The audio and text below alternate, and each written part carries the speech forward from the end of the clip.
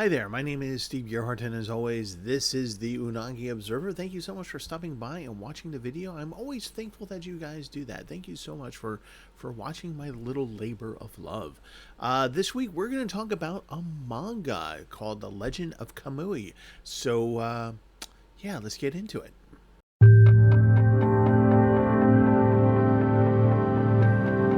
Alright, I was in my favorite local library as I am wont to do, looking for things to read, interesting things to read and look at and watch and listen to, because libraries are wonderful places. And as a side note, before I get into the review of the manga that I picked up, support your local libraries. They give you these things, the manga, the anime, and things to listen to, movies to watch, and most importantly, knowledge.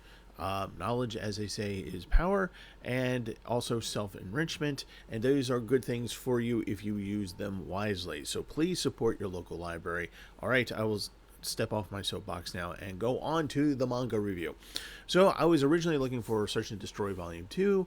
It had been checked out, and so I was just kind of looking through the manga section, and they had moved the manga section nicely to a more accessible location for people, because guess what, manga's getting pretty popular, anime is getting pretty popular, so the libraries are just like, we want people to read and look at these things, so here you go.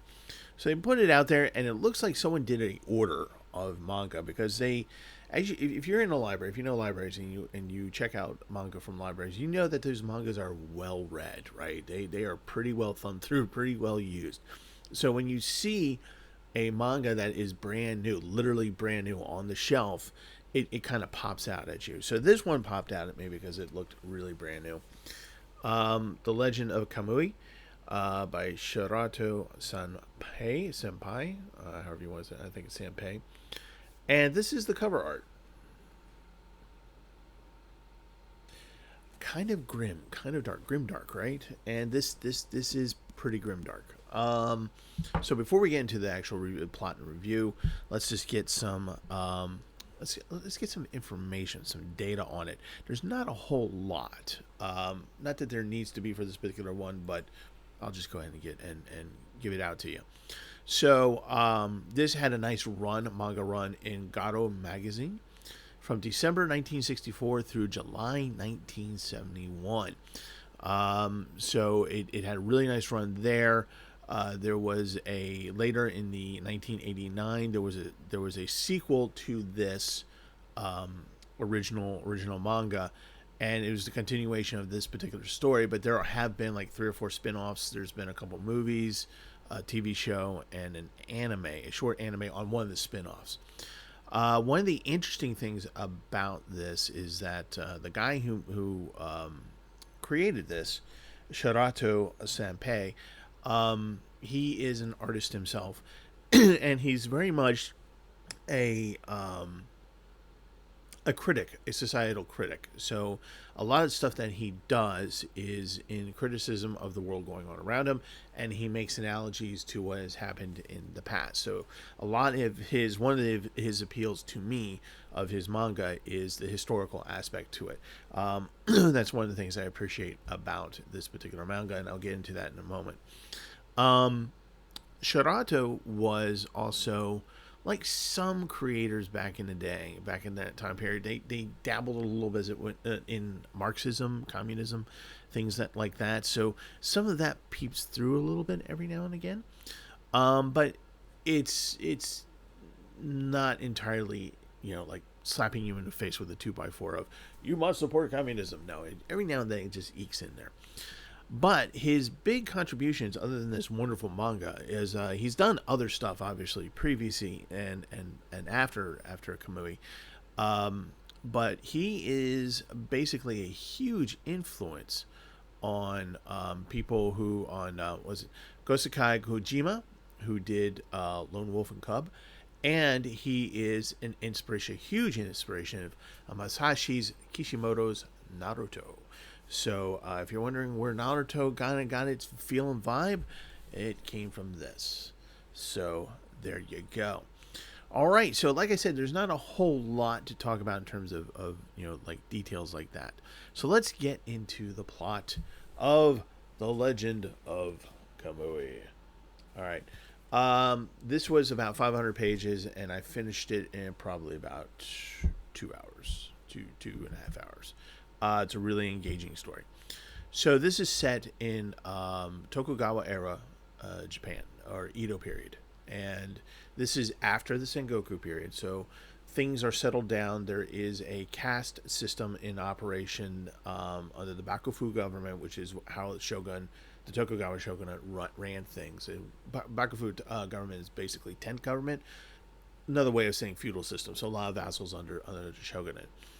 And this is actually a period of time that I studied for my degree. So this was kind of interesting in that it kind of shows, what was going on, how unfair things were at that time. And it goes on, and Sanpei goes on to talk about how there's this one particular village and what goes on in that village in this time period. And so it's making the point of, okay, here's the lord of the domain. And one of the things, and they have, and the samurai, and it kind of goes the lord of the domain, the samurai, headmen of the village, the farmers servants, and then of course the outcasts. Kind of oversimplifying the caste system, but that's basically how it works in the manga. And one of the points that Sanpei makes is that because the lords are a small percentage of the population. Samurai, while they made up about 5 to 10% of the population, smaller than the masses, right? So one of the things to keep control was to keep the various different caste levels at each other's throats, so that they would be distracted from the actual what the lords and the samurai were actually doing. And it's all about rice production. If you know your history, Japan's currency and economy at that time was solely based on rice production.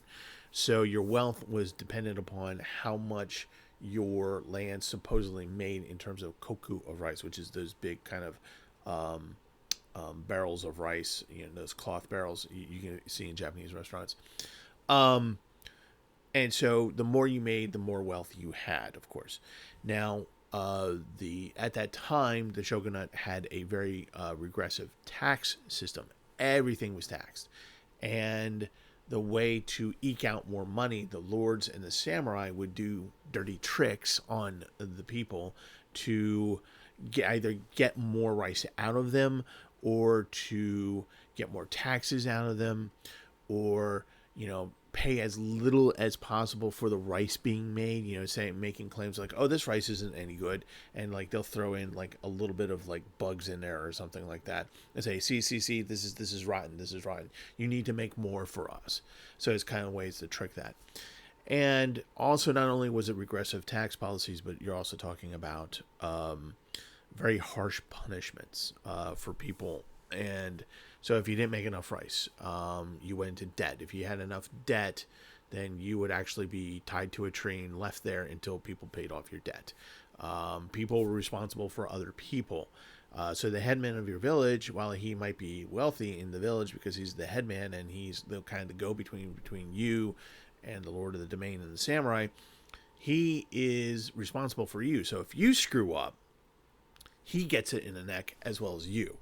So, you kind of see this. And everybody's spying on each other to gain advantage, to gain wealth, to not be hungry. Because that's the other part of it, is that these people are worked to the bone. And whatever rice can be taken from them and they're left with very little. And so there's a lot of problems with, being able just to feed your family and things like that. It was a really, really tough time. And as a result, you would have these rebellions that would pop up, usually very small, very limited in scope, and usually towards one domain. And almost always successfully put down, and people are executed. And anybody who is related to that person, or somehow is involved with that person, usually gets it in the neck as well. You get the idea that this is a very repressive society, not necessarily dystopian, but just very repressive. And the rich gets richer, the poor gets poorer, and then we have the outcasts, who are the people that have no rights, almost no ability to even have a proper name, They live in isolated villages away from everyone else because nobody really wants to deal with them. They do the really nasty jobs. Like if your horse dies, you have to take your horse away. Someone has to take your horse away and let it rot somewhere. The only places that it's allowed to do that is in your village. So there's that. You're not allowed to have fine clothes. You're not allowed to eat certain things. You're not allowed to talk to certain people. There are things that you, as an outcast, you just have no rights. And these people are always downtrodden, and life is just freaking miserable. So this is the world of Kamui. Who is Kamui? Kamui is this young boy, the kid at the bottom of the dog pile there. And he is angry at the world. He's angry at things going on around him. He's angry at the outcasts for not wanting to defend themselves. He's angry at the lords and samurai who are taking advantage of people. He hates bullies. So he's just an angry little kid at the world. Why wouldn't he, right? Turns out that he's athletic, has ability, and he can do various things. Not magical things, but he's just, in terms of being healthy and being able to make his own way in the world, he's pretty independent, which is a dangerous thing to be at this time. And so a lot of the story is basically the Lord of the Domain tricking his people to being at each other's throats so they're not at his throat, and doing underhanded things, while Kamui is trying to combat this in various ways. Now, he's not outright, he doesn't, towards the end of the story, he doesn't really outright rebel. Like, he's not going after people, right? But whenever the situation arises, he tries to deal with it as best as he can, and mostly fails. Now, what's interesting is that as we're reading this story, is we have two different people kind of keeping an eye on him. One of them is an outcast, but he's the leader of the outcast village because he actually has a degree of responsibility that the Lord has given him. He's in charge of the prison. Again, a job that nobody really wants, so you give it to an outcast. But that gives him a measure of wealth. Well, he also is the guy who does the underhanded tricks, which means that he actually has a few people under his care who are shinobi. He's a trained shinobi. He trains them as shinobi, and this is how they get their wealth. So he sees a possibility in Kamui. He thinks that he can bring Kamui under his wing, help him with the dirty underhanded tricks, and he's trying to ply Kamui with saying, at some point you can have your own house. At some point you can have a job. You can be at elevated status as I am. You're always going to be an outcast because that's what you're born into. But you can make your position better, but you have to be willing to do these things. So, Kamui's, so this guy's watching out for him. There's a priest who's wandering through the area that we only see a handful of times. And he sees Kamui and he goes, this kid has some ability. This is interesting. He could be something. So we have this monk whose face we never see because he wears the hat. And so we have a couple different factions kind of looking at him. And the frustrating thing is that Kamui never really commits to either one of them. In addition to that, we have a love story between a genin, which is a servant of a farmer, one step above being an outcast, who is in love with a farmer's daughter. They are of different castes, so nothing's going to happen. The farmer's daughter is in love with the karo, which is a position in the village, which is above headmaster or head chief, and his son is a great swordsman, a little bit older than Kamui, and she is in love with the son. And so, obviously, classes, there's some class things going on there, love that cannot be, and stuff like that. So we have that story going on. You also have this, again, the overarching story of how the Lord, we get a lot of detail of the Lord, how he does things, how he's underhanded, how he goes about things. Really interesting stuff. And we get a whole segment about a white wolf that has been domesticated, and then we learn that wolf's life as part of a pack. And it's really interesting, and you almost get lost in that story, and you forget that there's this guy named Kamui that you're supposed to be reading about. The author puts in notes periodically to help you along to understand various things. And one of the things that in part of this storytelling is that we come across things like we'll see the death of a character, and then we will a little bit later on get a few volumes dedicated to who that character was and why this character is important, why that death is important, or whatever the outcome of this thing happened is outcome. So it kind of goes back and forth in time a little bit. The ending kind of surprised me, and I'm not gonna spoil it for you. But the ending was the ending of this particular set of volumes, because there's more to it. Was really quite shocking, and I was just like, really? Oh, okay. I hope volume 2. I hope the second big book is at the library. Because this is a really good read. So that's the story. All right, review. If you are a historical person, you like historical stuff, and you like fiction that is steeped in factual history, this is going to do it for you. Particularly if you like Japanese history, this gives you a excellent idea of how onerous the Tokugawa shogunate turned out to be, and the daily life of these people in Japan, and how it wasn't, even though the Sengoku period was like basically a century of suck, where everyone's at each other's throats and killing each other.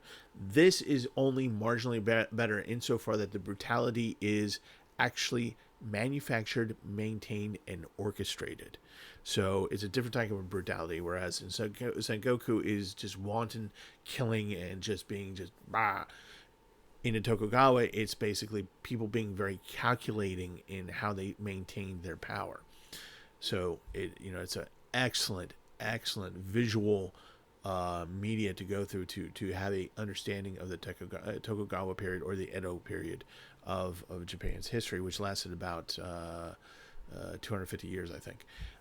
This is the area that I studied in, and so they got this guy got a lot of things right in terms of how important rice production was, the corruption of the Tokugawa shogunate and its dependents, its vassals, and just frustration of the Japanese people during that time. So if you're into historical stuff and you're into historical anime, historical manga, this is going to be right up your alley. The Legend of Kamui. It's going to be right up your alley. There is no real... so if you're looking for ninja, shinobi, magic kind of thing from Naruto, no, you're not going to get that. This is grounded. This is... at most, you see... Shintoism, a little bit of Shintoism. You see a Buddhist monk, of course, and but that's really not talked about that much in terms of human religion. But you get a sense of Shintoism, a really good healthy dose of that in the first part of the book. So if those things appeal to you, this is definitely a good read. If you are looking for a shonen manga, this is definitely strong in the shonen, but there's a lot more to it. So I would technically call this a shonen manga, but there's a lot more to it. So just be warned that if you're looking for action, you're going to get action. You're going to get it, but in doses. So there's going to be other important things that you're going to be reading through. So if you're just looking for something relatively simple and light, no. And like I said, this is kind of grimdark. Even though this was published in a manga magazine and did very, very well, there's, I think, like 15 million copies of the original series in print right now. This, by the way, just came out in 2025. Just released, hence the newness of it. So it might be a little bit difficult to find, but I'm willing to bet your bookstores will eventually carry it or can order it for you. This, like I said, I can't say enough about this. This is really in my particular wheelhouse.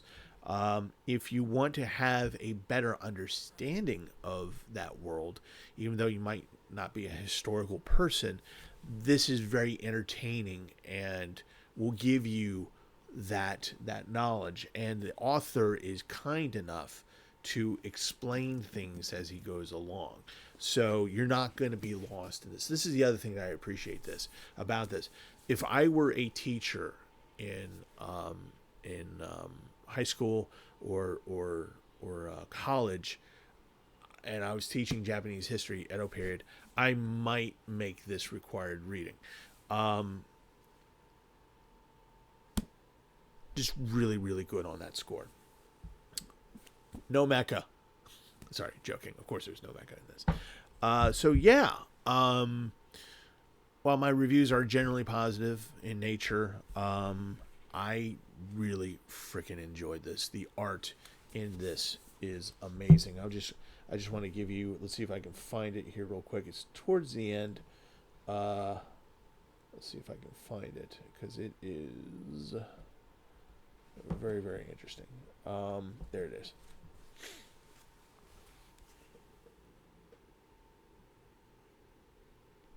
Okay, so just kind of give you an idea of that. When you open up the first page, that's what you look at. See, there's that white wolf.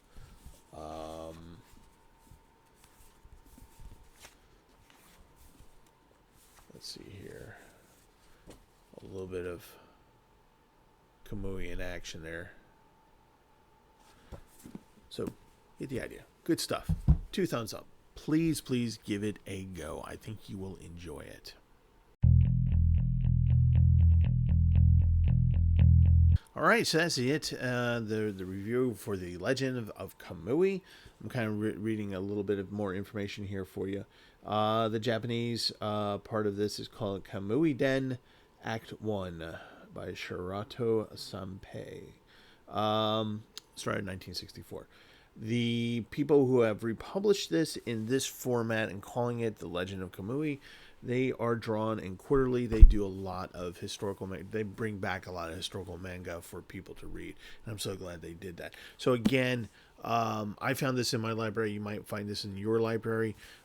If not, you can go to a bookstore or a hobby shop, anime hobby shop, and you can. If you don't see it, this is something that can be, I think, ordered. So if you really want it, I think you can find it. Again, give it a go. I think you'll really enjoy it. All right, so that is it for this week. All good to go there.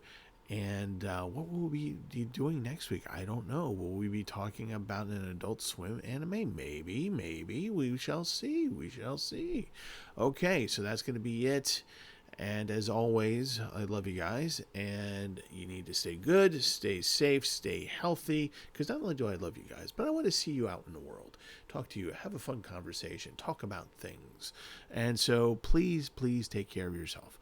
And before I sign off here, just a gentle reminder of what you always need to do, which is watch more anime.